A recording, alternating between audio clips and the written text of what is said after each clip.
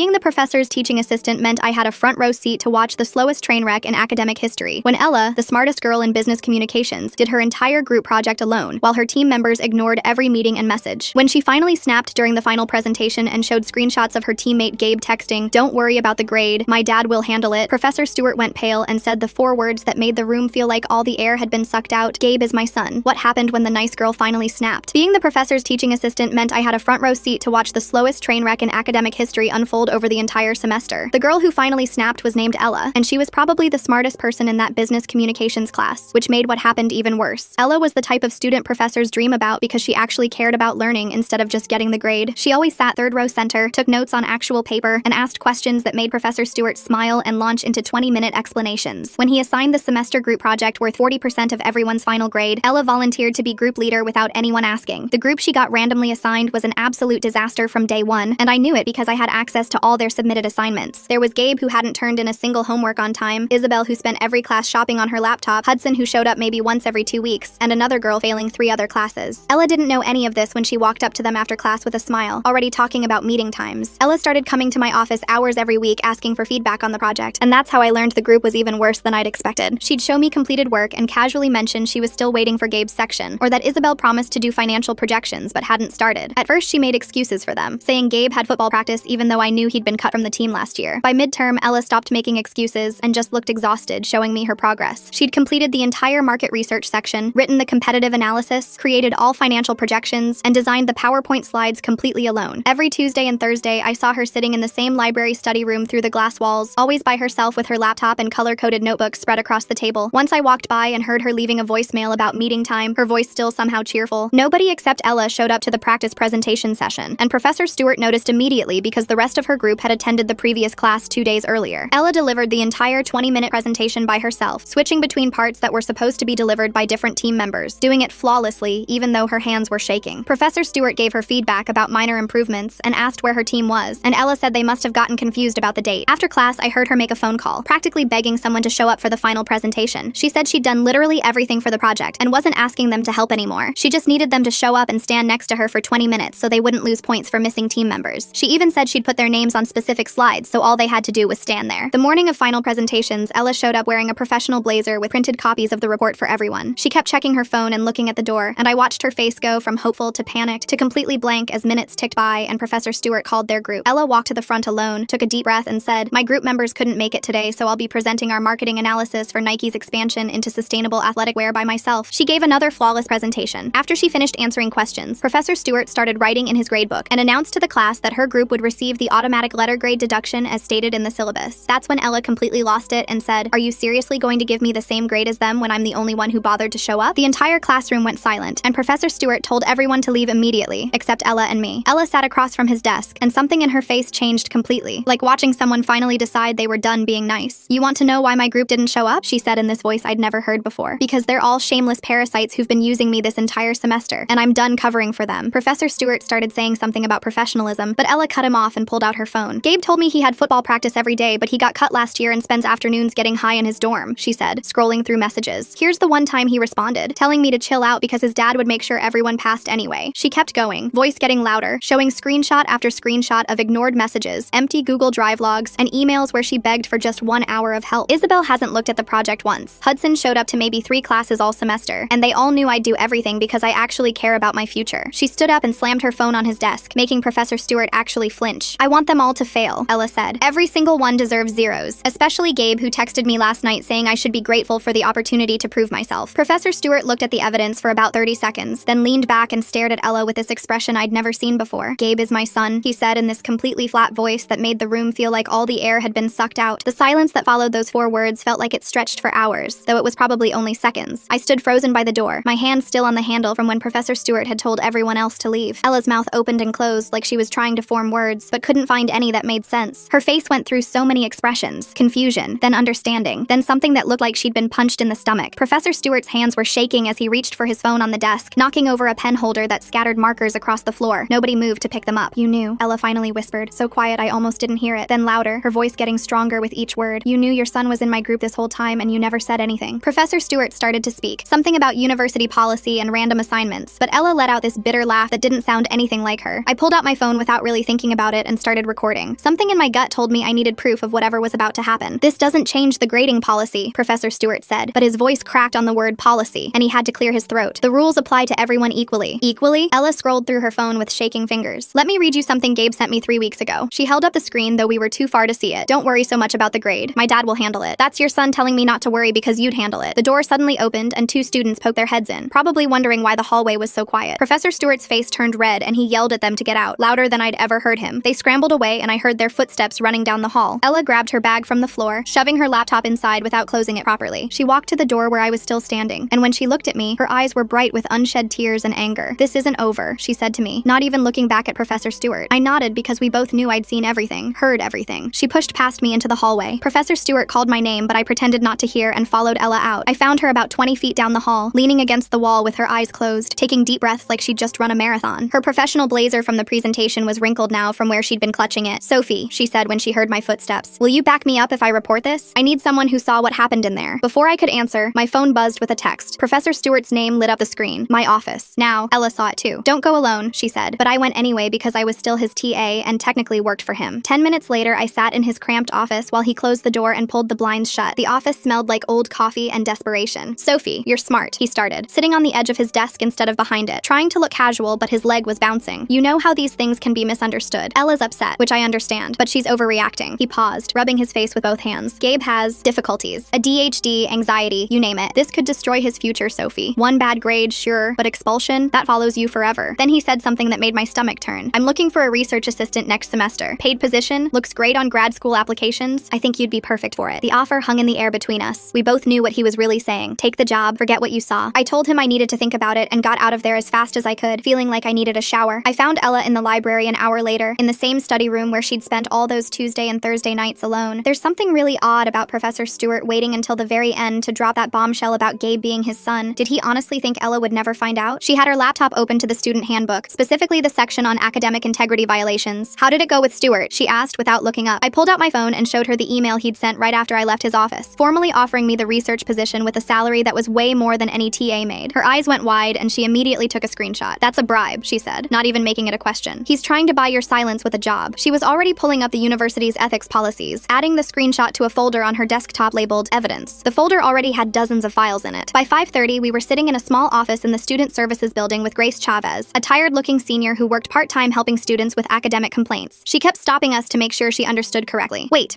Grace said for the 3rd time, holding up her hand. Professor Stewart's son was in the group? His actual son? And he knew this the whole time? Gabe Stewart, Ella confirmed, showing her the class roster. Randomly assigned, supposedly. Grace leaned back in her chair and let out a long breath. This is big. This is really, really big. She picked up her phone. I need to call my supervisor. Don't go anywhere. That evening, around 8:30, my phone rang. It was Ella, and I could hear banging in the background. Gabe's at my door, she said, and I could hear the fear under her steady voice. He's drunk or something. He keeps yelling that I'm ruining everything. Through the phone, I heard Gabe's voice, muffled but angry. Open the door, Ella. We need to talk about this. You're destroying my dad's career over nothing. Don't open it, I told her, already grabbing my keys. Call campus security. I'm coming over. Already calling them on my other phone, she said. I'm recording this too. I stayed on the line while she dealt with security, hearing Gabe get escorted away, still yelling about how Ella didn't understand what she was doing to his family. By the next morning, the story had exploded across campus group chats. Someone in our class, turned out to be Aisha Weiss, had posted about seeing Gabe get removed from Ella's dorm by security. The story got more dramatic with each share. By noon, everyone was talking about the professor who tried to fail a student for exposing his son. Professor Stewart's morning class was half empty. I heard from another TA that he'd barely managed to teach, stumbling over his words and dismissing class 20 minutes early. That afternoon, Dean Nathan Shaw called us all into a conference room. Me, Ella, Professor Stewart, and a woman from the faculty union who sat next to him taking notes on everything. The room was too small for the tension in it. Let's be clear about why we're here, Dean Shaw started, but Professor Stewart's union representative interrupted. This meeting is procedurally irregular. My client hasn't been formally notified of any complaints. Your client tried to bribe a student employee, Ella said calmly, sliding a printed copy of the email across the table. After his son harassed me at my dorm last night. Professor Stewart's face went pale. The union rep started to speak again, but Dean Shaw held up his hand. Miss Snyder, please walk me through the semester, from the beginning. For the next hour, Ella laid out everything. Every ignored message, every empty group meeting, every time she'd asked for help. She had timestamps, screenshots, even security footage from the library showing her working alone week after week. I confirmed every detail I'd witnessed, my voice steady, even though my hands were sweating. 3 days later, Isabel and Hudson suddenly sent Ella emails claiming they had helped with the project and that she was lying about doing it alone. The emails arrived 4 minutes apart and used suspiciously similar wording. They can't even cheat right, Ella said, forwarding both to Grace with a single word. Really? The next day, Dean Shaw asked me to write out everything I'd witnessed. I sat in a quiet room for 3 hours, filling 12 pages with every detail I could remember. seeing Ella alone in the library every week, the empty practice presentation, Professor Stewart's bribe attempt, my hand cramped from writing so much. By day 5, Professor Stewart was placed on administrative leave while they investigated. We got a substitute teacher who looked confused when the entire class went silent as Gabe walked in late. He slouched to a back corner seat, avoiding everyone's eyes. Ella sat in her usual spot, third row center, taking notes like nothing had changed. After class, Gabe cornered me by the vending machines. "You're destroying my dad's career over some stupid project," he said, getting close enough that I could smell energy drink on his breath. "You know that, right? 30 years of teaching, gone because you couldn't mind your own business." "I'm just telling the truth," I said, trying to step around him. He moved to block me. "The truth? The truth is that Ella's a control freak who wouldn't let anyone help." "Dude, stop." Dylan Bell appeared from nowhere, pulling Gabe back by his shoulder. "You're making it worse. You're literally proving their point right now." Gabe shrugged him off but backed away, muttering something about how we'd regret this. A week in, the review board scheduled a formal hearing. Ella threw herself into preparation with the same intensity she'd shown on the project. She bought a box of colored tabs and created a timeline of evidence that covered her entire desk. Every email was printed, every text screenshot organized by date, every piece of work she'd done categorized and labeled. Grace stopped by to check on her and whistled low. "I've been doing this for 2 years and I've never seen a student this prepared. I only get one shot at this," Ella said, not looking up from her filing system. The next day, something unexpected happened. Other students started coming forward with their own stories about Professor Stewart. Aisha Weiss showed emails where grades had been changed without explanation. A former student sent proof that his final exam score jumped 40 points after his parents donated to the department. "This is bigger than just my project," Ella said, reading through the messages people were sending her. "He's been doing this for years." The investigation expanded beyond just our class. Suddenly there were lawyers involved, real ones from the university's legal department who sent emails marked confidential and privileged. Everyone started being very careful about what they said and wrote. 10 days after everything started, Ella finally called her parents. I sat with her while she did it, watching her pace around her dorm room. "Mom, I need to tell you something," she started. Then the whole story poured out. I could hear her mother's voice getting louder through the phone, not angry at Ella but furious about the situation. Her parents drove 3 hours that same night. When they arrived, her mom spread all of Ella's evidence across the dorm lounge table, reading through everything with the focused attention of someone who'd worked in HR for 20 years. "This is clear academic misconduct," her mother said. "And that email about the research position? That's attempted bribery." Her father, a quiet man who hadn't said much, just pulled Ella into a hug. That's when she finally cried, really cried, for the first time since this all started. Not the angry tears from before, but exhausted, relieved sobs. The next night, I got an anonymous email with screenshots from Gabe's Instagram stories going back months. There he was bragging about not reading the textbook, joking about Ella being his personal secretary, posting pictures of himself at parties on nights when group meetings were scheduled. I forwarded everything to Ella. "Add it to the pile," she said, but I saw her save everything carefully in her evidence folder. 2 days before the hearing, the school administration went into full damage control mode. Official communications replaced normal conversations. Every email now had legal disclaimers at the bottom. Grace warned us that things were about to get complicated. Professor Stewart hired his own lawyer, she told us. A good one. This isn't going to be easy. The morning of the hearing, Ella dressed in the same professional blazer she'd worn for the presentation, but this time her hands weren't shaking. We walked into a conference room that had been set up like a courtroom, with the 5-member review board at a long table facing rows of chairs. Gabe sat in the back row with his mother, who kept dabbing at her eyes with a tissue. Dylan Bell was there too, looking uncomfortable. Isabel sat with her parents, whispering urgently. Hudson, predictably, was nowhere to be seen. For 2 hours, Ella presented her case. She never raised her voice, never lost her composure. Even when Gabe actually smirked at something she said, she walked the board through every single piece of evidence, every timestamp, every unanswered email. "I'm not asking for special treatment," she concluded. "I'm asking for fair treatment. I did the work. They didn't. Their grades should reflect that." When it was Professor Stewart's turn, he claimed he had no idea Gabe was struggling. He said he treated all students equally, that he'd never shown favoritism. His lawyer kept objecting to questions, saying they weren't relevant. I raised my hand to speak, wanting to remind everyone about the practice presentation where only Ella showed up, but the lawyer immediately said I wasn't scheduled to speak yet and couldn't interrupt. The lawyer's words hung in the air while I slowly lowered my hand, feeling my face get hot. The board members looked between me and the lawyer, clearly uncomfortable with how he'd shut me down. Professor Stewart's lawyer just told a witness they can't speak up about the truth. That's like a firefighter telling water it can't put out flames because it wasn't scheduled to help yet. One of them, an older woman with gray hair, made a note on her paper. "Miss Owens," the board chair said, turning to Isabel, "you're scheduled to speak next. Please tell us about your contributions to the project." Isabel stood up, smoothing her skirt with shaking hands. Her parents sat rigid beside her, their faces tight with worry. She walked to the front and cleared her throat 3 times before speaking. "Ella wouldn't let us help," Isabel started, but her voice wavered. She wanted to control everything and kept saying our ideas weren't good enough. "Can you describe any specific ideas you proposed?" the board chair asked. Isabel's mouth opened and closed. She looked at her parents, then at Gabe, then back at the board. "Well, I suggested we should focus on the marketing aspect. The project was entirely about marketing," Ella said quietly from her seat. "That was the assignment." Isabel's face went red. "I mean, specific marketing strategies, like social media." "Which social media platforms?" another board member asked. "What was your proposed strategy?" The silence stretched out. Isabel started talking about Instagram and influencers, but it was clear she had no idea what the actual project was about. She couldn't even name Nike's current sustainability initiatives, which were the whole focus of the project. After 5 painful minutes, she sat back down, her mother whispering furiously in her ear. Hudson's name got called next, but of course his chair stayed empty. The board chair made another note and said, "Mr. Hudson appears to have chosen not to attend." second, which speaks for itself. Then it was Gabe's turn. He walked up with this swagger like he was about to give a TED talk, but I noticed his hands were jammed in his pockets. "This is all a misunderstanding," he started. "Ella insistió en hacer todo ella misma. She's a control freak who wouldn't accept help." The board chair pulled out a paper. "Mr. Stewart, can you explain this text message you sent to Miss Snyder 3 weeks ago? You wrote, quote, 'Don't worry about the grade, my dad will handle it.'" Gabe's swagger disappeared. "That was just a joke. I was trying to calm her down because she was stressing everyone out." "A joke about your father manipulating grades? It's not like that," Gabe said, his voice getting higher. "You're taking it out of context." They showed him more messages. Him calling Ella his personal secretary. Him saying the project was her problem. Him bragging about not reading any of the research. Each one made him look worse, and his explanations got weaker. For 2 days after the hearing, we waited. Ella couldn't focus on anything else. She'd start reading for other classes, then realize she'd been staring at the same page for 20 minutes. She told me she kept having dreams where everyone decided she was lying, where Gabe somehow convinced them she'd made everything up. "The truth matters," I kept telling her. "They saw the evidence. Sometimes the truth isn't enough," she said, and we both knew she was right. We'd both seen enough to know that. On the third day, Thursday afternoon, I was walking past the library when I saw something that made me stop cold. Professor Stewart had Ella backed against the bike racks outside, talking fast and gesturing with his hands. Even from 50 feet away, I could see Ella trying to step around him, and him moving to block her. I pulled out my phone and started recording while walking closer. Another student, someone I didn't recognize, was already calling security. "Please, Ella, just think about what you're doing," Professor Stewart was saying when I got close enough to hear. "I'll give you an A. Write you recommendations for any grad school you want. Just tell them you exaggerated, that you were stressed, and you're not supposed to contact me," Ella said, her voice steady but her hands gripping her backpack straps so tight her knuckles were white. "There's a no-contact order. This is bigger than some bureaucratic rule," he said, and for the first time I saw him as just a desperate man, not a professor. "My family is falling apart. My wife won't talk to me. Gabe's whole future." Security arrived then, 2 officers who recognized the situation immediately. One of them looked at his partner and said, "That's the professor from the complaint." Professor Stewart tried to explain he was just talking to a student, but the security officer was already on his radio. They escorted him away while he kept looking back at Ella, his face a mix of anger and panic. "He just made everything worse for himself," Ella said after they left. She was shaking now that it was over. "Breaking the no-contact order? That's going to destroy any credibility he had left." The next morning, Friday, we got called back for the board's decision. Ella's hands shook as we walked into the same conference room. I grabbed one of her hands and squeezed it, feeling her squeeze back. The board members sat at their table with stacks of papers in front of them. The chair's face gave away nothing as she shuffled through documents. The room was fuller this time. Gabe sat in the back with both his parents now, his mother's eyes red and puffy. Isabel was there with her parents, Hudson's chair still empty. Grace Chavez sat behind Ella, and Dean Shaw stood by the door like he was guarding it. After reviewing all evidence and testimony, the board chair began, and I felt Ella stop breathing beside me. "We find Professor Stewart guilty of academic misconduct, breach of ethical guidelines, attempted bribery of a student employee, and violation of the no-contact order." The room erupted. Gabe jumped up shouting, "This is bullshit!" His mother started crying harder. His father tried to pull him back down, but Gabe shoved his hand away. The board chair continued like nothing was happening. "Professor Stewart is suspended immediately pending termination proceedings. Mr. Gabe Stewart receives an F in the course and is placed on academic probation. Miss Owens and Mr. Hudson receive D grades that reflect their lack of participation. Miss Snyder's A grade stands, and the board extends an official apology for the distress caused by this situation." Gabe stormed toward the door, stopping right in front of Ella. "You destroyed my family," he said, loud enough for everyone to hear. "I hope you're happy." His mother followed him out, sobbing. I felt bad for her even though I knew they'd brought this on themselves. She probably never imagined her family would fall apart over a group project. That evening, the campus paper ran the story online with the headline, "Professor's son received special treatment, investigation reveals." Within an hour, it had over 1,000 shares. Ella's phone buzzed nonstop with messages from other students sharing their own stories, thanking her for standing up, saying she was brave. She turned her phone off and sat in her dorm room in silence. "I don't feel brave," she told me. "I just feel tired." Monday morning, I walked past Professor Stewart's office and saw maintenance workers carrying out boxes. His nameplate was already gone from the door, leaving just 4 small holes in the wood where it had been screwed in. Students stopped to watch and take pictures like it was some kind of show. When Ella walked by on her way to class, she kept her eyes straight ahead, not looking at the empty office even once. 2 days later, Dylan found me in the dining hall. "Gabe's leaving," he said, sliding into the seat across from me. "His parents are making him transfer, but honestly, I think he's just going home. His parents are getting divorced. This was the last straw. His mom found out about other stuff too." "That's not Ella's fault," I said. "I know," Dylan said, poking at his food, "but Gabe still doesn't think he did anything wrong. Keep saying Ella overreacted." By the end of the week, the whole business department was different. Professors who used to be casual about group projects suddenly had detailed rubrics and check-in requirements. The department chair sent out an email about new policies for disclosing family relationships. They actually called them the Snyder Protocols in the official documentation, which made Ella cringe when she saw it. "I hate that my name is on it," she said, reading the email, "like I'm some kind of symbol now." "You are," I told her. "You're the student who wouldn't let them get away with it." The next Thursday, almost a month after that disastrous first presentation, Ella presented her Nike project again to the substitute professor. She stood at the front of the room in the same professional blazer, but this time her hands were steady. She delivered all 20 minutes flawlessly. Every slide, every transition, every detail she'd researched alone in that library study room. When she finished, the room was quiet for a moment. Then one student started clapping, then another. Soon most of the class was applauding, and Ella's eyes got watery, but she didn't cry. A few students stayed after to tell her the presentation was amazing, that the research research was incredible. I watched her smile, really smile, for the first time in weeks. 3 days later, the university's legal department contacted Ella with a settlement offer. They'd pay her tuition for the rest of undergrad, plus guarantee admission and funding for their graduate program. Her parents drove up again to review the offer, spreading papers across the dorm lounge like they'd done with the evidence before. "It's a good offer," her mother said. "Free education, guaranteed grad school placement. But I'd have to stay here," Ella said, looking at the papers. "I'm not sure I want to be at the place that let this happen for so long." She turned to me. "What do you think?" I didn't know what to say. Part of me wanted her to stay, to keep fighting from inside the system, but I also understood why she might want to leave, to start fresh somewhere that didn't remind her of all this. Gabe's mom starts crying in the hearing, and honestly, I feel like we need a support group for parents who just discovered their kids aren't the angels they thought they. The next week, the new professor offered me the teaching assistant position officially. Not Professor Stewart's old position, they made that very clear, but a new one with better oversight and clearer guidelines. I accepted, thinking about all the students who might need someone to notice when they were carrying their whole group alone. My first action was setting up an anonymous reporting system for group project problems. Just a simple online forum where students could flag issues early. Within 2 days, I had 3 submissions. That same week, Ella made a decision that surprised everyone except me. She walked into her advisor's office and switched her major from business to law. "I want to help people fight systems like this," she told me afterward. "Business was about making money. Law is about making things fair." Her advisor, who'd been following the whole situation, immediately placed her in upper-level courses. "You've already won your first case," he told her. "Most law students don't get that experience until after they graduate." Aisha Weiss, the girl who'd posted about the confrontation, started something unexpected. She organized a support group for students dealing with unfair treatment from professors. The first meeting was supposed to be small, maybe 5 or 6 people in a study room. 30 students showed up. I went to support Aisha, and the stories I heard were heartbreaking. A girl whose professor gave her a C because she wouldn't go to dinner with him. A guy who failed a class after reporting his professor for using racial slurs. Story after story of power being abused and students feeling helpless. "What Ella did shows we can fight back," Aisha said. "We just need to support each other." 2 days later, a reporter from the city newspaper called me. They wanted to write about grade favoritism at universities, using our situation as the centerpiece. Ella refused to talk to them. She just wanted to move forward, but she gave them my contact information. "I'll talk," I told the reporter, "but no names. This isn't about making anyone famous. It's about fixing what's broken." The article ran a week later, and suddenly Professor Stewart's past came flooding out. Former students from years back shared their stories online. One guy showed how his grade jumped from a D to a B after his dad donated to the department. A woman revealed emails where Professor Stewart offered to reconsider her grade if she'd retake his class and pay full tuition instead of using her scholarship. The investigation that had closed reopened, now looking at 6 years of grades. The evidence was overwhelming. One afternoon, Ella and I were getting coffee when we saw Gabe's mother sitting alone at a corner table. She looked older, tired, like she'd aged years in the past month. When she saw us, she stood up and walked over. "I'm sorry," she said to Ella, tears already forming. "I knew something was wrong. Gabe never studied, never worried about grades, and I should have questioned it. I didn't want to see it. It's not your fault," Ella said, and I could tell she meant it. "You didn't make those choices." They hugged, right there in the coffee shop, and Gabe's mother whispered, "Thank you for having the courage I didn't have." The department's new group project rules went into effect immediately. They required weekly progress reports from each member, individual submissions of work completed, and regular check-ins with TAs. Some students complained it was too much oversight, but I noticed the quiet, hard-working students seemed relieved. "We're calling them the Snyder Protocols," the department chair announced in a faculty meeting I had to attend. Ella hated it when I told her. "I don't want my name on anything," she said. "I just wanted to pass my class fairly. The people who make the most trouble are the ones who change things," I reminded her. Finals week arrived with a strange energy. Ella's other professors seemed to grade her extra carefully, probably worried about appearing biased in either direction. She laughed about it, saying she should have exposed corruption earlier if it meant professors would actually read her papers thoroughly. Her grades that semester were the best she'd ever earned, and everyone knew she'd earned them fairly. The semester ended with the business department throwing their end-of-year party in the faculty lounge. They'd invited Ella specially, which surprised both of us since she'd just switched to law. When we walked in together, the department chair immediately steered her toward a small stage they'd set up. "We have something for you," he announced to the room, holding up a glass plaque that looked like they'd ordered it yesterday. The engraving read, "Excellence in Academic Integrity," with Ella's name underneath. Ella took it with a polite smile, thanked everyone, and gave a short speech about hoping the department would continue improving. But afterward, in the hallway, she handed me the plaque. "This feels like they're trying to make themselves feel better," she said. "Like giving me a piece of glass fixes how they ignored everything until I had to scream about it." The next week, the official termination news came out. Professor Stewart lost everything: his job, his pension, his benefits, even his parking spot. The article mentioned severe academic misconduct spanning multiple years. That same day, Gabe posted a long rant online about cancel culture destroying innocent families. He called Ella a vindictive witch who couldn't handle group dynamics. Dylan sent me screenshots, adding that Gabe still didn't think he'd done anything wrong. Meanwhile, Ella started getting messages from students everywhere dealing with similar problems. Instead of ignoring them, she spent 3 days writing a detailed guide: what evidence to collect, who to contact, how to document everything. She posted it on a student forum, and within a week it had been shared hundreds of times. "I can't help everyone personally," she told me, "but maybe this will help someone else stand up sooner than I did." When spring semester started, everyone knew who Ella was. Walking across campus with her meant constant stares and whispers. Some students treated her like a hero, others like she was the girl who broke up a family. She kept her head down and focused on her new law classes, especially one called Education, Law, and Student Rights. "This professor actually wants students to question authority," she told me after the first class, sounding amazed. He said my case would be required reading next year. 3 weeks into the semester, I noticed something familiar in the papers I was grading. One student, a quiet girl in the back row, had clearly done her entire group's research paper. The writing style changed completely between sections, and her group members' individual assignments were barely coherent. I called her to my office hours and asked directly about the group work. She started crying immediately, saying her group threatened to give her bad peer reviews if she didn't do everything. I documented everything, moved her to a different group, and made sure the original group knew I was watching. When she thanked me with tears in her eyes, I thought about Ella sitting alone in that library every week. In March, Ella called me screaming with excitement. She'd gotten a summer internship at an education advocacy nonprofit, beating out law students from much better schools. The interviewer said my experience with the broken system made me perfect for the job, she said, her voice cracking with happy tears. She said I understood what students go through because I lived it. In May, right before finals, Gabe tried to come back for a friend's graduation. Dylan told me Gabe lasted about an hour on campus before leaving. Students had recognized him, and not in a good way. Someone had pointed and said loudly, "That's the professor's son who failed because he was too lazy to show up." Others just stared until he got uncomfortable and left. "He still thinks he's the victim," Dylan said, shaking his head. "Keeps saying Ella ruined his life over nothing." A week later, news broke that the school had quietly settled with Professor Stewart to avoid a wrongful termination lawsuit. He'd never teach again, that was part of the agreement, but he'd get a small payout to go away quietly. "It's not enough," Ella said when she heard, "but at least he can't do this to other students." That summer, they invited me to speak at a teaching conference about academic integrity. They wanted to use our case as a cautionary tale. Ella declined their invitation, saying she was done being a symbol, so I went alone. I stood in front of 200 professors and told them the simple truth. Protecting students should matter more than protecting colleagues. Half the room looked uncomfortable. Good. By August, every law school Ella had applied to accepted her with significant scholarships. She spread the acceptance letters across her dorm room floor, reading each one carefully. Yale, Harvard, Stanford, they all wanted her. "I'm picking Columbia," she told me. "They have the best program for education law reform." Her parents framed the acceptance letter and hung it in their living room, right next to her perfect grade report from that awful semester. September brought the final investigation report, and it was worse than anyone imagined. Professor Stewart had changed grades for 43 students over 6 years. The pattern was clear. Wealthy kids, athletes, and connected families got bumps, while scholarship students and minorities got strict grading. The university president announced his retirement the same day, calling it unrelated timing that fooled nobody. In October, Isabel sent Ella a real apology letter. Not an email, but an actual handwritten letter saying she'd been scared of failing and took the easy path. She was retaking the class, doing the work herself this time. "I accept her apology," Ella told me, "but we'll never be friends." Why did they wait until Ella switched to law to suddenly offer her special recognition and that integrity award? The timing seems really convenient, like they're trying to look good now that she's not their problem anymore. Some things can't be undone. Graduation day came in late May, sunny and perfect. Ella stood at the podium in her cap and gown, chosen to give the student address. She talked about standing up to power, about systems that protect the wrong people, about the courage to say, "This isn't right," even when everyone wants you to stay quiet. The standing ovation lasted 3 minutes. Even the administrators who'd fought her at first stood and clapped, though we both knew their support came too late to mean much. After the ceremony, Ella found me in the crowd of families taking pictures. "Thank you," she said, hugging me tight, "for being my witness, for not taking the bribe, for standing with me when it would have been easier not to." We both had tears in our eyes. The system was still broken, we knew that, but maybe it was a little less broken than before. A year later, I got a message from Ella with a photo attached. She was in a Columbia Law library, surrounded by case files, working on a lawsuit against another university with similar grade manipulation problems. "This is what I was meant to do," she wrote. "Every case I work on, I think about that semester. It broke me, but it also built me into someone who can break these systems." That same month, the business school announced they were adding a student position to the academic review board, someone with full voting rights who could speak for student interests. It wasn't perfect, but it was progress. The girl who snapped had ended up changing the structure that had failed her. 14 months after graduation, I stood in front of my own class for the first time. Real teaching, not just assisting. On the first day, I told them about what happens when nice people finally snap, though I didn't use names. "Being nice doesn't mean being a doormat," I said, watching them take notes. "Hard work should matter more than connections, and sometimes when someone reaches their breaking point, they don't just break, they break the bad systems around them." One student raised her hand. "Is that story true? About the girl and the professor's son?" I thought about Ella in law school, fighting for other students now. About Professor Stewart, whose name had become a cautionary tale at teaching conferences. About Gabe, who Dylan said still lived at home, still convinced he was the victim. About all the students who'd messaged Ella, saying her story gave them courage to speak up. "The best stories usually are," I told her, and continued with the lesson. "Well, folks, that's our show. Appreciate you letting me be your sharp-tongued sidekick through all this. Like the video. It helps more than you think."